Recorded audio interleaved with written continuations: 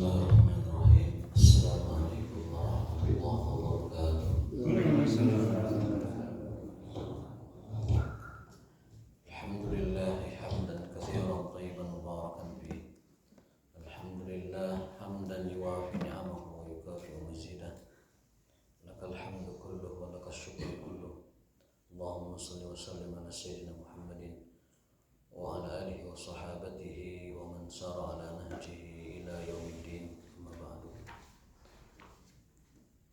Ma'asyiral muslimin, jamaah salat subuh yang dimuliakan Allah Subhanahu wa taala. Alhamdulillah, di kesempatan yang baik ini, di pagi hari yang mubarak ini, mudah-mudahan Allah taala senantiasa memberikan kita taufik, memberikan kita petunjuk, pertolongan agar istiqomah menjalankan ibadah, istiqomah menjalankan sunnah-sunnah Rasulullah, istiqomah menjalankan agama kita. Dan mudah-mudahan Allah Ta'ala memberikan kita taufik juga untuk istiqomah dalam thalabul ilmi. Karena ini adalah kewajiban kita dan yang akan mengangkat derajat kita di sisi Allah Subhanahu wa taala. Karena innallaha yuhibbu an yu'bad bima ahabba an yu'bad. Karena Allah itu ridho apabila diibadahi dengan cara yang ia ridho bagaimana dia cara diibadahi. Jadi Allah meridhoi ibadah kita, dan ibadah yang diridhoi Allah adalah ibadah yang sesuai dengan yang dia inginkan.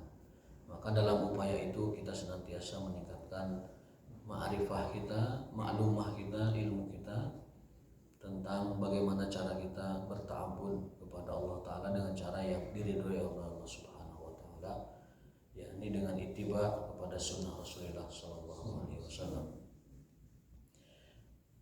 Hari ini insyaallah kita akan mengkaji surat Al-Masad, atau kita sering menyebutnya surat Al-Lahab, juga sering disebut dengan surat Tabat Yada.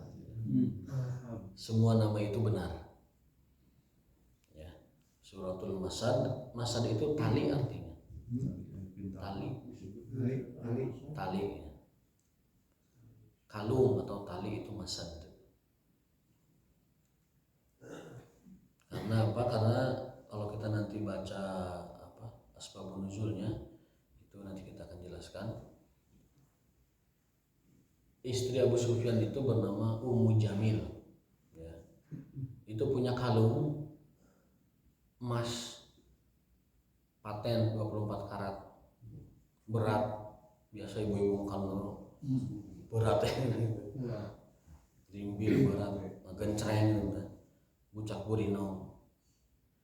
Dia pernah bersumpah, demi Allah, aku akan infakkan ini kalung seberat ini untuk memusuhi dakwahnya Muhammad itu. Paten itu janjinya itu. Nah, jadi dia pernah bersumpah kalung itu akan dia belanjakan untuk menghalangi dakwahnya Rasul. Makanya di akhir ayat nanti fiji dia hablum min masad. Di lehernya akan dikalungkan dengan kalung neraka. Ya, sebab dia itu bersumpah untuk membelanjakan emas yang dia miliki itu untuk menghalangi dakwahnya Rasulullah SAW. Maka balasannya pun kalung neraka untuk Ummu Jamil. Namanya bagus, Ummu Jamil, ibu dari anak yang tampan. Namanya bagus.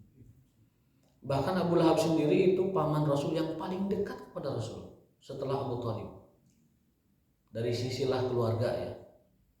Dan beliau adalah paman Rasul yang paling baik, paling tampan dari sisi perawakan. Wadi'ul wajhi, tampan wajah, bersih, kemerahan. Itu Abu Lahab. Dan beliau juga adalah orang yang paling bahagia dengan kelahiran Nabi saat beliau lahir. Sampai-sampai Suwaibah, budaknya Abu Lahab yang membantu di rumahnya itu, saat memberitahu, wahai Tuan, telah lahir putranya Abdullah, itu gembiranya luar biasa. Saking gembiranya, Suwaibah itu dibebaskan dari budak, dimerdekakan. Fal'an anti taliqah. sekarang kamu bebas. Padahal membebaskan budak itu adalah perkara yang sangat mahal dan berat ya bagi seorang majikan itu, karena dia membeli budak itu dengan harga mahal, dan apalagi kalau budaknya itu kepake di rumahnya, itu luar biasa mahal. Nah ini dimerdekakan. Makanya dalam Islam kalau ada dosa kesalahan itu sering kafarahnya itu merdekakan budak, karena itu barang mahal. Selain budak itu membantu seluruh pekerjaan rumah, budak itu juga diantara kebolehan keistimewaannya adalah boleh digauli. Selain istri itu budak. Hanya 2 dalam Islam itu seorang laki-laki menggauli wanita, satu karena suami istri, yang kedua karena dia statusnya budak.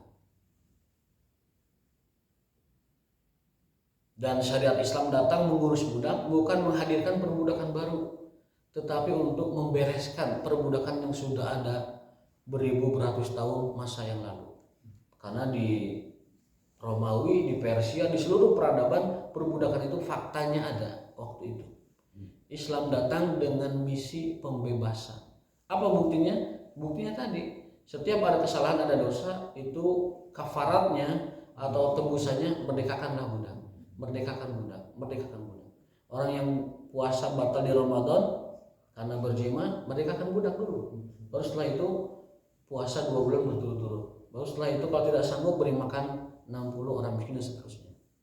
Awalnya merdekakan budak. Jadi Islam datang dengan misi adalah pembebasan budak sahaya. Nah, zaman sekarang ada orang dengan berani, entah apa dia dapat wangsit dari mana, menghadirkan konsep milkul yamin tersebut di era sekarang. Ada sebuah disertasi di kampus Islam Jogja kalau tidak salah, itu menghadirkan Kalijaga Jogja. Menulis sebuah disertasi tentang konsep milkul yamin, bahwa itu sangat mungkin dihadirkan kembali gitu. Ditulis oleh seorang doktor dan disahkan oleh profesor yang saat itu menjadi rektor di kampus tersebut dan geger umat Islam se-Indonesia. Mungkin sekarang doktornya jadi pembina Pancasila. Ya, pernah jadi ketua BPIP tapi diganti setelah itu karena mendapat kecaman banyak pihak. Jadi dalam tulisannya itu, dalam disertasinya itu kurang lebih isinya itu adalah bahwa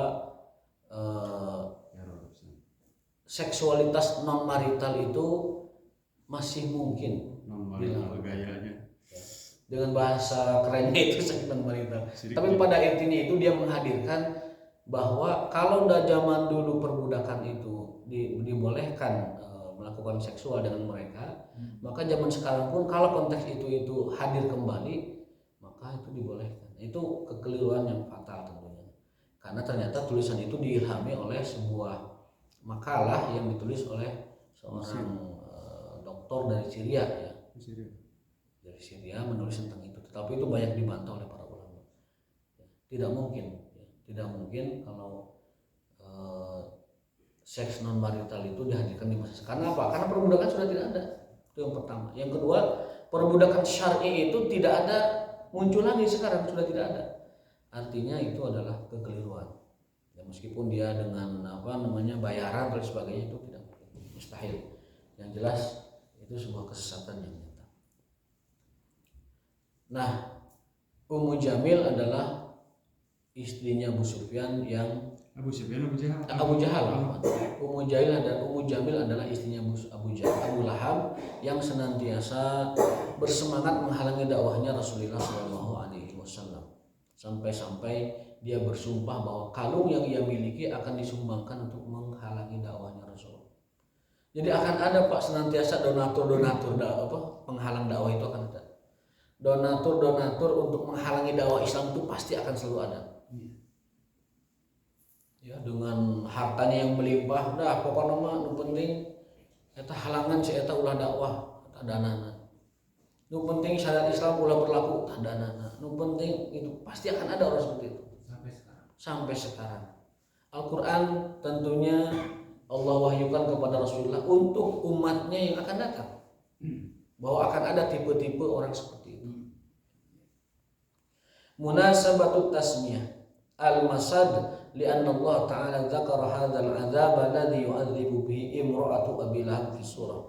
Karena disebut al-masad kalung karena Allah mengazab atau menyiksa, menghukum istrinya Abu Lahab dengan cara seperti itu. Bukan berkat, akibat sumpahnya atau akibat kelakuannya yang sampai-sampai menghalangi dakwah Rasul, dia menginfakkan kalung emasnya demi upaya mencegah dakwah Rasul. Wa ja'alahu unwana, sehingga Allah menyebutkan al-masad menjadi judul surat itu, suratul masad. Adapun arti surat itu surat tabat karena di ayat pertama Allah menjelaskan tabat yada Abi Lahab wa tab. Kisahnya adalah ketika Rasul SAW berteriak mengumpulkan para kabilah-kabilah Mekah, beliau naik ke sebuah bukit, ya, memanggil setiap kabilah, ya ma'syara bani Hashim, ya ma'syara bani Mudhar, ya ma'syara bani, kata dipanggil semua Quraisy. Ya ma'syara Quraisy, ngumpul semua orang itu. Kalau tidak salah itu dipanggilnya di pasar. Ada riwayat lain dipanggilnya sebuah bukit Sofa, panggil. Orang-orang ngumpul kan dipanggil semua, ngumpul. Setelah ngumpul, Rasul berkata begini, apa pendapat kalian jika aku katakan bahwa di balik gunung ini ada pasukan yang akan menyerang kalian? Aku untuk musaddiqi, apakah kalian akan membenarkan ucapanku? Mereka mengatakan, ya, kami akan percaya kepada perkataan kamu. Ma jarabna minka kadziban atau min kadzibin, karena engkau tidak pernah berdusta sama sekali. Jadi kalau Rasul mengkabarkan di belakang ada pasukan menyerang Mekah, mereka pasti percaya karena Rasul tidak pernah berbohong. Shadiqul wa'dil amin, orang yang jujur, yang tepat janji dan terpercaya. Sehingga kalau dikasih tahu bahwa di belakang ada musuh, mereka percaya. Rasul mengatakan, aku diutus oleh Allah untuk memberi peringatan kepada kalian sebelum datangnya hari kiamat. Aku seorang nabi, seorang rasul, diberikan wahyu menyampaikan kepada kalian tentang peringatan akan datangnya hari kiamat. Apa jawaban mereka? Abu Lahab ini kokojona, tabban lak alihada jama'atana. Tabban lak, celaka engkau. Apa untuk urusan seperti ini kamu kumpulkan kita semua. Jadi menghinakan sekali ucapannya. Tabban laka alihada jama'atana. Celaka engkau Muhammad, apakah untuk urusan ini kau kumpulkan? Turunlah surat ini. Tabat yada Abi Lahab wa tab. Istrinya marah dengar bahwa turun surat seperti ini dan dia bersumpah akan menghalangi Muhammad sekeras-kerasnya. Jadi istrinya itu emosi dan marahnya itu karena ada surat turun berkenaan dengan suaminya. Saking emosinya akhirnya dia menyumbangkan kalungnya untuk menghalangi dakwahnya Muhammad SAW dan selalu membawa duri kemanapun untuk menghalangi dakwahnya Rasul supaya membahayakan Rasul SAW. Jazaul kafir al-mu'anid as-sad an sabilillah khasarud dunya wal akhirah. Surat ini kalau kita simpulkan hikmah dan faidahnya adalah kerugian akan menimpa orang yang selalu menghalangi dakwah Islam, baik kerugian duniawi maupun kerugian ukhrawi. Kerugian duniawi sudah pasti Allah hinakan dia di dunia. Kerugian ukhrawi pasti balasan Allah adalah neraka yang sangat menyiksa. Namun Bapak-Bapak sekalian, ada seorang ulama di Mesir, entah datang dari mana, ini sebenarnya pangkat ulamanya tinggi sekali. Pangkatnya itu udah ulama lah mas kita. Walaupun background kuliahnya itu adalah fakultas perdagangan, tapi jadi ulama, jadi mufti lah gitu. Dia mengatakan ada potensi Abu Lahab itu diampuni oleh Allah di neraka. Karena apa? Karena Allah itu Maha Rahman dan Rahim. Gitu. Sehingga presenternya itu kalau tidak salah langsung menembak. Ya kalau gitu Fir'aun juga bisa aja masuk surga. Karena Allah Maha Rahman Maha Rahim. Dia bapaknya itu ya. Jadi orang kalau sudah terlalu pintar kadang keblinger juga. Jadi gimana ya? taufik dan hidayah itu memang mahal ya. Meskipun pangkatnya selevel mufti, selevel ulamanya ulama, itu kadang kepleset juga. Tapi kalau lihat background yang bersangkutan ya memang ada sedikit ke arah liberal sedikit ya. Dia mengatakan bahwa Abu Lahab itu bisa jadi Allah ampuni di neraka nanti karena apa? Karena Allah itu Maha Rahman dan Maha Rahim. Padahal kalau Allah sudah tetapkan di Al-Quran celaka, ya sudah, tabat jada abi lahabi wa tab, sudah finish. Pertama, Abu Lahab mati dalam kekafiran yang tidak diampuni. Yang kedua, Allah sudah memutuskan dia di neraka dengan ayat itu, tabat jada abi lahabi wa tab, ma aghna anhu maluhu wa ma kasab. Tidak berguna apa yang dia kumpulkan dari harta dan bendanya, ma aghna anhu maluhu wa ma kasab, dan apa yang dia usahakan tidak akan berguna sama sekali. Wa mur'atuhu hammalatal hatab, dan istrinya yang selalu membawa kayu bakar, membawa kayu untuk menghalangi dakwah Rasulullah SAW. Para ahli tafsir mengartikan orang yang selalu membawa kayu menghalangi dakwah itu adalah orang yang selalu berusaha untuk menghalangi dan memadamkan cahaya Islam dimanapun dan kapanpun. Ada orang seperti itu, gak suka dengan agama, ada ya. Gak suka dengan agama itu maju atau berkembang atau bersinar, ada. Mungkin kalau dikaitkan dengan kisah yang sering diceritakan oleh Pak Haji itu tentang pembangunan masjid dulu itu, kan ada orang Islam yang menghalangi kan? Ada orang Islam menghalangi. Tidak suka kalau masjid berdiri, tidak suka kalau dakwah itu ada, tidak suka kalau ustadz itu menyampaikan hidayahnya, menyampaikan bayannya, menyampaikan pencerahan kepada umat. Ada orang menghalangi dan lain-lain sebagainya, ada. Nah, surat ini memberikan kita pelajaran keras bahwa orang yang selalu menghalangi dakwah Islam akan mengalami khasaratud dunya wal akhirah, khusranud dunya wal akhirah, kerugian dunia maupun kerugian akhirat. Fawaidu wal lataif haula surah al-mubarakah. Yang pertama, ini faidah-faidah surat Al-Masad. Nazalat hadhihi surah al-mubarakah qabla mauti Abi Lahab bi 10 sanawat. Surat ini turun menerangkan bahwa Abu Lahab itu celaka dan akan masuk neraka, termasuk istrinya, 10 tahun sebelum matinya Abu Lahab. Gimana stresnya itu si Abu Lahab. Jadi setelah surat ini, surat kutukan Allah kepada Abu Lahab turun, itu Abu Lahab masih hidup 10 tahun ke depan. Berarti itu dia itu sudah divonis memang nggak dapat hidayah. Makanya tidak. Kenapa? 10 tahun bisa tobat. Nggak bisa tobat kalau sudah divonis sesat, sudah ditutup. Makanya ini menjadi hikmah bagi kita bahwa hidayah yang paling mahal itu hidayatul Islam, hidayah Islam, hidayah iman yang mahal sekali. Musibah terbesar itu yang musibah dalam Islam, dalam iman. Dan dalam hatinya meyakini juga tuh ya. Dan dalam hatinya Biasanya gitu. itu gimana tersisanya Abu Lahab divonis masuk neraka 10 tahun sebelum dia mati. Itu berat sekali. Ada ayat yang menunjukkan bahwa memang orang sombong itu nggak dapat hidayah. Sa'asrifu an ayati alladziina yatakabbaruna fil ardi. Kami akan palingkan ayat kami dari orang-orang yang yatakabbaruna fil ardi, menyombongkan diri. Orang kalau segarong-garongnya preman, sebarangasan-barangasan preman, itu masih mungkin dapat hidayah. Tapi kalau orang takabur, itu Al-Quran sudah memberikan isyarat, sa'asrifu, akan kami palingkan an ayatina, dari ayat-ayat kami. Siapa? Alladzina yatakabbaruna fil ardi. Jadi ahli maksiat masih sangat mungkin menjadi baik, ahli dosa masih sangat mungkin jadi baik. Tapi kalau orang sombong dengan penentangannya itu akan sulit dapat hidayah. Seperti iblis setan. Seperti iblis itu kan karena sombongannya. Abu Lahab, Abu Jahal, kesombongannya. Abu Jahal sampai mengatakan, apa itu Muhammad? Muhammad itu diganti namanya Muzammam. Muhammad itu terpuji, Muzammam itu tercela. Dipanggil Muzammam. Ya Muzammam. Dipanggil di hadapan orang-orang itu Muzammam manggilnya. Padahal namanya adalah Muhammad. Dia mengatakan, andaikan Muhammad lahir dari suku kabilahku, mungkin aku akan mengikuti dia. law anna Muhammad bin Bani Makhzum la taba'tu. Tapi itu kan kesombongan, karena apa?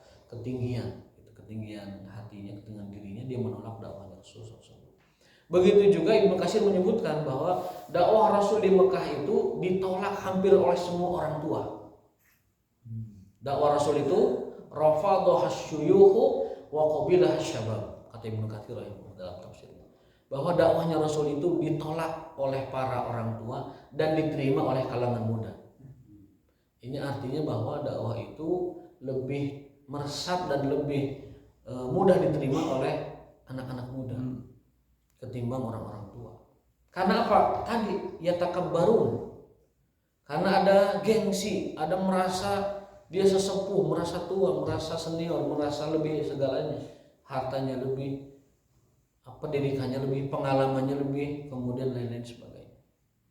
Maka alhamdulillah kita hidayatul Islam, terlahir dalam keadaan Islam, tumbuh dalam agama Islam, nasya'a fi ibadatillah, tumbuh dalam ibadah kepada Allah. Mudah-mudahan ini hidayah sampai mati kita pegang erat-erat, teguh, istiqomah di dalam jalan kita. Mohon Allah meneguhkan hati kita. Yusabbitullahu alladhina amanu bil qawli tsabiti fil hayati dunya. Allah akan meneguhkan orang beriman, hati orang beriman di dunia maupun di akhirat. Artinya apa? Kalau kita ingin diteguhkan oleh Allah, iman kita jaga. Yusabbitullahu alladhina amanu bil qawli tsabit. Allah akan meneguhkan hati orang yang beriman. Berarti orang semakin beriman, semakin Allah kokohkan, Allah teguhkan. Ketika Nabi mengajarkan doa, ya muqallibal qulub tsabbit qalbi ala dinik, wa ya musarrifal qulub sarrif qulubana ala ta'atik. Sahabat itu bertanya, ya Rasulullah, alasna ala iman, bukankah kita sudah beriman? Kenapa ada doa ya musarrifal qulub, wahai yang membolak-balikan hati, mantapkan hati kami kepada ketaatan kepadamu, mantapkan hati kepada ibadah, mantapkan hati dalam iman, dalam agama. Rasul mengatakan al-qalbu, hati itu bolak dan balik, yuqallibullahu ma yasha, dan Allah membolak-balikan itu sesuai dengan kehendaknya. Maka kita memohon agar hati itu dimantapkan dalam iman, dalam agama, dalam dakwah, dalam Islam. Supaya apa? Supaya kita selamat sampai akhir. Jadi itu ayat ini, surat ini turun 10 tahun sebelum Abu Lahab mati. Luar biasa itu siksaan dunianya Abu Lahab ya, sudah dicap neraka oleh Allah Ta'ala lagi kan, di 10 tahun sebelum matinya. Wa qad kana bimaqdurihi an yansifal Qur'an wa risalatul Islam faqad idda'a al-Islam walakin qadarallahu nafid fi khalqi. Penulis mungkin mengatakan sangat mungkin Abu Sufyan itu bertaubat, insaf begitu ya. Insaf, dia kembali kepada jalan yang benar dan minimal mengaku syahadat aja, idda al-Islam. Idda itu mengaku ya. Minimal mengucapkan la ilaha illallah. Walakin qadarallahu nafiz. Qadarullah. Arti qadarullah itu ya sudah terjadi. Allah mentakdirkan, menghendaki dia menjadi orang yang celaka. Nah, kalau sudah begitu baru kita bisa mengatakan qadarullah. Sudah takdirnya. Dia ditakdirkan sesat sampai matinya dan terkutuk sampai akhirat. Auzubillahi min dzalik. Wa qad alima subhanahu anna Abu Lahab lan yuslim abadan. Apa sebabnya? Karena Allah sudah tahu bahwa Abu Lahab tidak akan Islam sampai matinya. Makanya turunlah surat Al-Masad, karena Allah Maha tahu si Abu Lahab ini tidak akan pernah Islam sampai matinya. Enggak, sebenarnya ketrokan ti ayeuna. Tabat yada Abi Lahab wa tab. Ma agna anhu maluhu wa makasab. Sayasla naron dzatal lahab, ini ponis nerakanya. Sayasla naron dzatal lahab. Dia pasti akan masuk neraka dzatal lahab, yang apinya itu melahap-lahap, meluap-luap. 10 tahun. Gimana gak stresnya itu? Itu balasan orang yang selalu menghalangi dakwah Islam, menghalangi dakwahnya Rasulullah SAW. Stresnya 10 tahun. Jadi pun ayat siapapun dia, apapun pangkat levelnya, menghalangi dakwah Islam, pasti stresnya itu sebelum matinya itu luar biasa. Belum lagi nanti di akhirat. Seperti ini Abu Lahab. Karena hikmah faidah ayat itu adalah teguran keras bagi siapapun yang menghalangi dakwah Islam, bahwa dia akan celaka, akan sengsara, akan hancur bahkan sebelum matinya dan setelah matinya. Nauzubillah min dzalik. Kita jangan sampai menjadi orang yang ada peran, ada andil menghalangi dakwah Islam. Kalau kita tidak bisa mendakwahkan Islam, ya minimal jangan mengganggu. Maksimalnya mencintai meskipun tidak bisa ikut dalam mendakwahkan Islam. Imam Syafi'i mengatakan uhibbus sholihin walastu minhum. Aku mencintai orang-orang soleh meskipun aku bukan orang soleh. Ini ketawaduan Imam Syafi'i. Wa akrahu ahlal ma'asi, dan aku membenci ahli maksiat meskipun aku dengan mereka bisa jadi sama. Itu Imam Syafi'i dalam syairnya. Para ulama mengatakan ini syair ketawaduan Imam Syafi'i, karena beliau juga adalah orang soleh itu sendiri dan bukan ahli maksiat. Aku mencintai orang-orang soleh meskipun aku bukan seperti mereka, dan aku membenci ahli maksiat meskipun aku dengan mereka mungkin sama. Luar biasa syair beliau ya, syair ketawaduan Imam Syafi'i. Nah, Allah Ta'ala sudah tahu dan maha tahu bahwa si Abu Lahab ini tidak akan pernah masuk Islam sampai matinya. Lahab sendiri artinya menyala-nyala. Lahab itu menyala. Abu Lahab aja. Abu Lahab.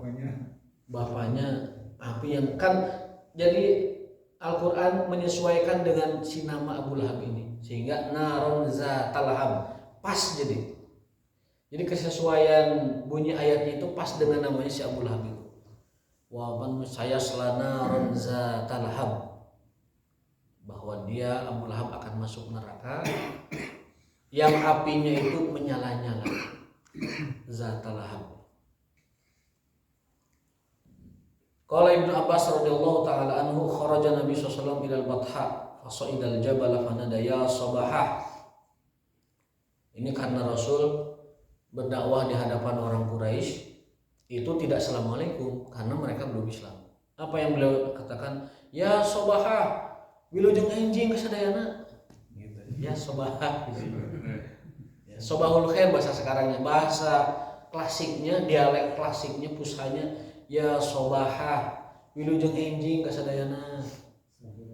Bani Hashim wilujeng enjing kang, Bani Muthalib wilujeng enjing, Bani Mahzum wilujeng enjing. Orang diturutan selamat pagi. Gitu. Itu salamnya Rasul kepada Quraisy. Kenapa? Karena Quraisy bukan orang Islam. Ya, makanya kan kita tidak boleh mengucapkan assalamualaikum kepada non Islam, karena itu doa keselamatan khusus untuk orang beriman. Nah, orang Quraisy belum beriman. Apa salamnya? Wilujeng enjing, ya sobahah. Membahasakan good morning, so, good morning, so. Gitu ya. Bahasa kitanya gitu. Guten Morgen. Morning, so, gitu ya. Mungkin kepada ketua kabilah maksud morning, so. Bani Adi, morning, so. Selamat pagi, wilujeng enjing. Nah, kalau kepada umat Islam tidak akan begitu. Pasti panggilnya assalamualaikum ya Bani Makhzum, assalamualaikum ya Bani Adi, assalamualaikum ya Bani Hashim. Nggak ada Rasulullah subhanahu khair kepada umat Islam. Enggak ada. Tidak pernah Rasulullah subhanahu khair. Tapi Umar pernah. Tapi dengan salamnya gitu, assalamualaikum, dan mengatakan kepada sahabat amsakum sabbahakum wa masakum. Jadi salam dulu, tapi setelah itu ditambah ya, sebagai mungkin kehangatan gitu. Assalamualaikum, kumaha wilujeng enjing ya. Jadi semua selamat yang tadi itu, wilujeng enjing, wilujeng siang, wilujeng sore, wilujeng wayah kieu sekalipun, ya, wilujeng wayah kieu itu awali dengan salam dulu. Assalamualaikum warahmatullahi, baru setelah itu wilujeng enjing kasadayana, selamat pagi kepada semuanya, boleh ya. Jadi boleh mengucapkan selamat yang tadi asal didahului oleh assalamualaikum. Karena itu sebaik-baik ucapan pembuka antara dua orang yang bercakap-cakap ya. Wa khairuhuma man bada bisalam, dan yang paling baik, yang paling afdal yang pertama kali mengucapkan salamnya itu. Nah, Rasul memanggil kabilah-kabilah itu ya sabahah. Fajtama'at ilaihi Quraisy faqala ara'aitum in haddastukum anal adu wa musbihukum aw mumsikum akuntum tusaddiquni. Ini tadi seperti yang saya ceritakan bahwa Rasulullah SAW mengumpulkan kabilah dan mengatakan, apakah pendapat kalian jika aku mengatakan bahwa di balik gunung ini ada pasukan musuh yang akan menyerang kalian? Apakah kalian mempercayai aku? Qalu, mereka menjawab, na'am, ya. Qala fa inni nadhir lakum baina yadi adzabin syadid. Aku adalah rasul untuk yang Allah kirim untuk memberitahukan kepada kalian peringatan tentang azab yang pedih sebelum hari kiamat. Maksudnya beliau adalah nabi yang terakhir diutus sebelum hari kiamat. Faqala Abu Lahab ali hadza jama'atana tabban laka. Kemudian turunlah ayat tabat yada abi lahabi wa tab, rawahu Bukhari. Itu cerita ada di hadis Bukhari, jadi cerita yang sahih. Yang ketiga, adalatul Islam yu'lan fil Qur'anil Karim ismu Abi Lahab huwa aqrab kafir nasaban li Rasulillah. Loh kan? Abu Lahab itu adalah paman Rasul yang paling dekat nasabnya dengan Rasul. Ini memberi kita faidah bahwa nasab sama sekali tidak berguna kalau tidak iman. Jadi kalau sekarang ada yang mengaku misalkan ahli bait, bahkan Abu Lahab orang yang paling dekat nasabnya, aqrabu nasaban li Rasulillah wa asyaddu kufran. Dia orang yang nasabnya paling dekat dengan Rasul, tetapi paling sengit kekafirannya dan permusuhannya. Asyaddu kufran bapak moyang. Asyaddu kufran wa aqrabu nasaban. Bapak moyang kekafiran. Nasabnya paling dekat, tetapi kekafirannya paling sengit. Itu Abu Lahab. Dalam tafsir yang lain, tafsir As-Sa'di, Ibnu Katsir dan sebagainya yang saya baca tadi malam, itu menunjukkan bahwa tidak boleh ada orang berbangga dengan nasabnya atau kedekatannya kekeluargaan dengan Rasulullah SAW. Karena apa? Karena itu tidak berguna sama sekali. Buktinya ini Abu Lahab, dalil yang paling kuat, yang paling akurat bahwa orang terdekat nasabnya dengan Rasul, darahnya paling dekat dengan Rasul, kalau dia melakukan kafir atau melakukan sebuah pelanggaran, maka dia adalah orang yang tidak berguna. Jadi itu yang saudaranya Abdullah itu Pangkatnya. Abdullah siapa aja tuh? Ada pamannya itu Abbas, ada Abu Lahab, ada Abu Thalib, ada Abu Jahal enggak? Abu Jahal bukan. Abu Jahal itu dari kabilah lain. Abu Jahal bukan ini. Bukan ya. Abu Sufyan. Abu Sufyan. Abu Sufyan. Itu paman-paman Rasul. Dua yang paling keras Abu Sufyan sama Abu Sufyan dan Abu Lahab. Tapi Abu Sufyan pada akhirnya taubat masuk Islam setelah itu Mekah. setelah Futuh Mekah karena nggak pede. Wah ini orang sudah Islam semua nih gitu kan. Akhirnya Abu Sufyan dan masuk Islamnya alhamdulillah bagus Islamnya. Ikut perang kemana-mana menaklukkan Syam itu Abu Sufyan. Menaklukkan Hamzah. Oh ya Hamzah, ada lagi Hamzah, paman Rasul itu Hamzah. Jadi Hamzah, Abu Thalib, Abbas, Abu Lahab dan Abu Sufyan. Yang paling dekat nasabnya menurut tafsir ini adalah Abu Lahab bahkan. Tetapi dia yang paling sengit memusuhinya. Ya. Waktu Muhammad kecil, Abu Lahab palingnya kan Rasul. Palingnya bahkan tadi saya katakan memerdekakan budaknya hanya karena gembira memberitahu Muhammad telah lahir. Oh gembiranya luar biasa. Setelah gedenya malah dia yang paling memusuhinya. Nauzubillah ya. Itulah hikmah faidah bahwa nasab meskipun dekat dengan Nabi, kalau dia tidak beriman, dia tidak berakhlakul karimah, akan menjadi Berarti jauh dari Allah SWT. Sayyidina Hamzah gugur dibunuh ku si Abu Sufyan saudara berarti ya? Kan suruhan istrinya si Hindun. Si Hindun ya, karena Hindun dendam dan saudara dendam itu tidak mustahil. Bukannya mertuanya Zat? Siapa? Abu Sufyan itu kan suaminya Hindun. Ummu Habibah kan? Istrinya Nabi kan? Ummu Habibah itu putrinya Abu Sufyan itu kan istrinya Nabi ya. Ummu Habibah itu. Berarti Abu Sufyan itu mertuanya Nabi. Tetapi meskipun mertua juga dari kenasaban itu ada. Masya Allah. Ketemu dengan Rasul ada nasabnya. Dan di Arab itu orang menikah antar famili itu biasa. Dekat begitu. Sepupu. Ali itu kan sepupunya Rasul. Nikah dengan putrinya Rasul. Ali bin Abi Thalib sepupunya ponakan. Ali itu ponakannya Nabi, nikahnya dengan putri Nabi. Kerabat dekat sekali itu. Jadi Abu Sufyan ini beliau itu adalah mertuanya Nabi ya, dan juga kerabat Nabi. Ada ketemu nasabnya itu di apa namanya di atas Abdul Muthalib kalau tidak salah ya. Itu kan pangkatnya juga paman disebutnya. Paman. Ya. Jadi om-om, uwa-uwa yang berasal dari kakek beradik itu dipanggilnya paman juga. Sama di kita juga. Kalau kita misalkan buyut dengan buyut, kakek dengan kakek, kakak beradik, maka anak dari kakaknya kakek kita itu kan om juga dipanggilnya. Uwa kan gitu. Nah, dari semua kakek itu, dari Hamzah, dari Abbas, dari Abu Thalib, dari Abu Lahab, bahkan dari Abu Sufyan, yang paling dekat itu adalah Abu Lahab, aqrabu nasaban di Rasulullah SAW. Tetapi dia juga adalah asyaddu kafiran atau asyaddu kufran. Berat sekali. Pokoknya menghalangi dakwah bacakan surat tabat yada lah. Nah, soaknya 10 tahun saat maut kamu mengerikan. Wa mura'atuhu hammalatal hatab. Fiha ibrah, ada pelajaran. Likulli muta'awinina 'alal ismi aw 'ala ismin ma aw 'ala udwanin. Ini pelajaran keras, teguran keras bagi siapapun yang bekerja sama, menolong bahu-membahu, bantu-membantu terhadap dosa dan terhadap menghalangi dakwah Islam. Jadi orang yang saling membantu, saling ta'awun, tolong menolong, saling bekerja sama menghalangi kebaikan, menyuruh kepada dosa, menghalangi dakwah Islam, dakwah Allah SWT, maka itu mereka semuanya sama terancam oleh ayat ini. Wa mura'atuhu hammalatal hatab, karena istrinya si Abu Lahab sebenarnya perannya itu ringan. Tidak terlalu berat-berat amat seperti pamannya, seperti suaminya Abu Lahab.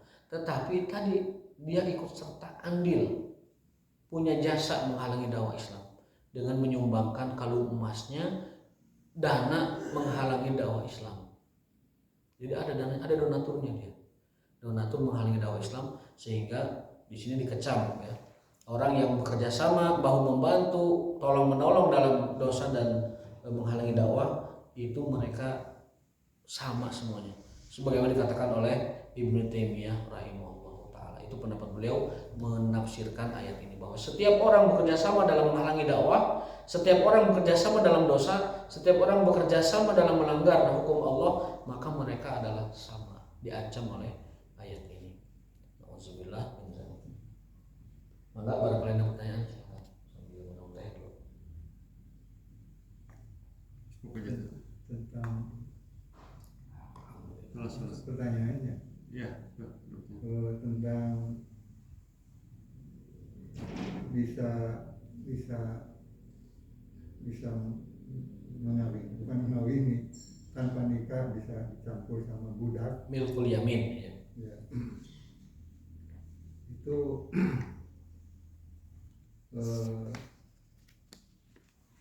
jadi ingat mirip dengan nikah mut'ah gitu. Ya. Atau juga saya pikir kalau kita pergi ke tempat begituan gitu ya, lalu kita katakan untuk mereka itu, aku beli kamu, aku beli kamu. Kalau beli kan jadi seolah-olah budak. Di situ jangan halalnya, jangan bayarnya, jangan kemudian sudah campur gitu ya. Ini mah duluan. Bayar di muka gitu. Bayar di muka. di Iran kan ada Pak. Hah? Di Iran kan ada. Ada gitu. Begini Nah, perbedaannya. itu. Pakistan. Oh gitu ya. Jadi milkul yamin dengan mut'ah itu berbeda. Kalau mut'ah itu dia tanpa wali ya, tanpa mas kawin, itu mut'ah. Mereka saling ridho saja. Jadi misalkan laki-laki si A, perempuan si B, fulan dan fulanah berakad, yuk kita nikah seminggu, nah itu mut'ah. Iya. Ini beli dulu. Tidak bayar, mut'ah itu tidak bayar. Oh, Dia iya. gratis. Suka sama suka. Ya, saling ridho. Kalau milkul yamin itu yang benar milkul yamin yang benar itu adalah seseorang membeli budak sahaya yang memang statusnya budak, lalu budak itu digauli. Nah, milkul yamin Al-Quran membolehkan. Ya. Halal hukumnya kita menggauli budak sahaya milkul yamin. Bahkan dalam hadis juga diterangkan hal itu ya. Di antara tanda kiamat itu kalau ada anak lahir, bapaknya tuan tapi ibunya budak, nanti anaknya itu bingung. Di satu sisi harus menghormati ibunya sebagai ibu yang dimuliakan, sisi lain ibunya itu budak bapaknya. Sehingga itulah tanda kiamat sudah dekat. Nah, jadi susah itunya apa namanya anaknya itu nanti jadi disebutnya adalah nanti ibunya itu dipanggilnya Ummul Walad dalam istilah bahasa Arab, ibu yang menjadi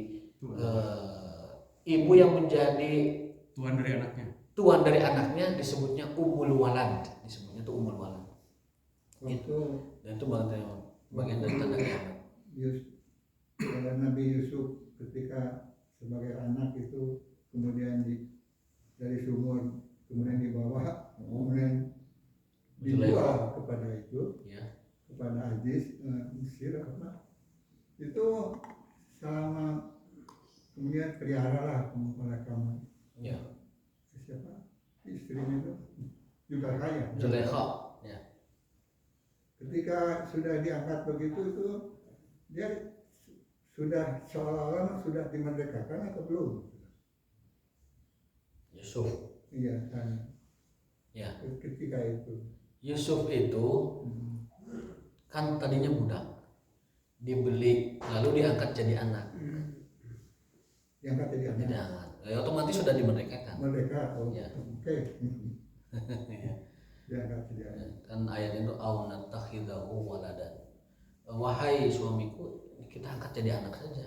Suaminya setuju ya berarti itu sudah diangkat jadi budak.